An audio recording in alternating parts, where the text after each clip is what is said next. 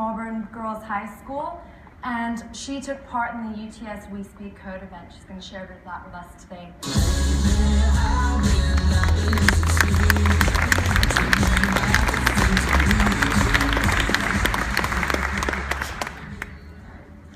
Do you know that we all have something in common? Every single one of us sitting in this room shares something with the other. What do you think that is?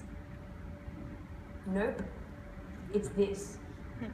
This small piece of technological genius that has made our world simultaneously smaller by reducing huge distances to merely a few phone digits and expanded its borders out of the physical and into the realm of cyberspace.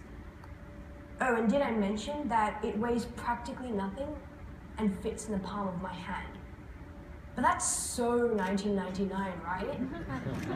Hello everyone, my name is Jumana. I'm a Year 9 student, and I have the pleasure of talking to you all today briefly about coding, technology, but mainly about the We Speak Code event, where I had the honor of giving the vote of thanks.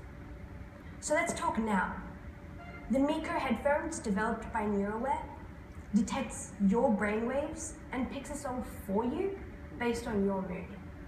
Microsoft, you guys, have created the HoloLens, a holographic computer that brings the cyber world to life.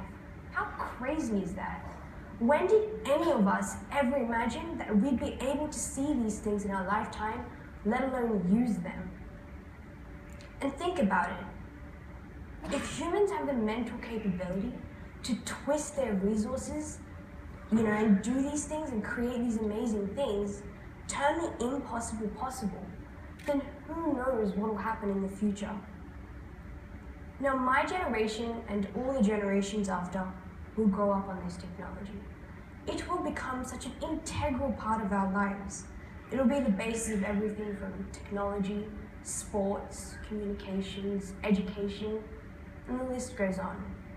So it's important that we lay the correct foundations for these future generations so they will be able to get a glimpse of what their lives will be like and what role code will play in their lives.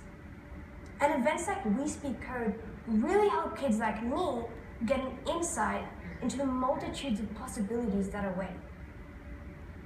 Now, the We Speak Code event for me was a wonderful mix of people and technology, and it was a real eye-opener, and I learned many new things.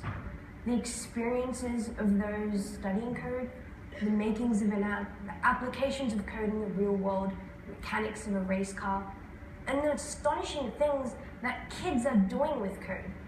But most importantly, how important coding is in today's world, and how especially important it will be in tomorrow's.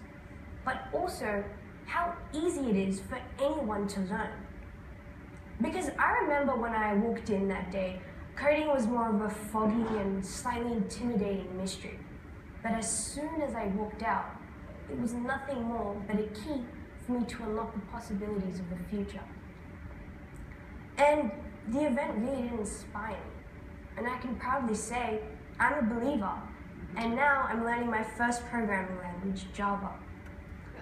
So we've already established that coding is very important for my generation, especially when all the teens these days are staring at their phones and flicking through the latest feeds of Facebook and Twitter, in this uproar, you could say, of these social media platforms which have become the preferred means of communication.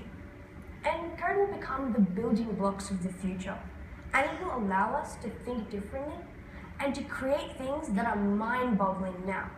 I mean, remember, there was a time when holograms were only deemed possible in the world of Star Wars. Now, coding can help people, and it can change the world. And it will aid us in solving the world's biggest problems, so that we can collectively progress forward and contribute to the betterment of humanity. And now that we've got the opportunity to be in the driver's seat and come up with new ways of solving problems and thinking differently, we now have the opportunity to make a difference. Thank you.